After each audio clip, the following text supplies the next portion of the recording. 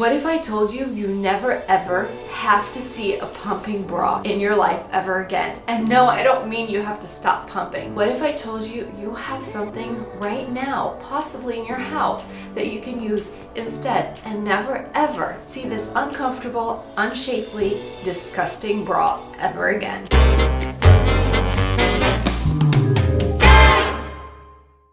Guys, I mean, look at how flattering this thing is. I mean, we all know pumping isn't really flattering, but can we just at least try to retain some normalcy in our lives? You know, I spent my whole first part of my postpartum life in this bra because I had to exclusively pump and I had to keep putting it back on in 2 hours. And what is the #1 goal of a postpartum mom is to find a new normalcy, a new routine, and having this pumping bra on, which is very unshapely, very uncomfortable. These tabs on a first-time mom breastfeeding or breast pumping, tender nipples just didn't feel really good at all. It actually felt horrible. All I wanted to do is get out of this bra just to feel a little normalcy. Well, what if I told you you don't need to use this anymore? What if I told you you can use your normal, everyday nursing bra? It can be any nursing bra that you have. To know if you have a nursing bra or not, it has to come undone just like that with a clip. It can be this Bravado, and if you're curious about great nursing bras that can also accommodate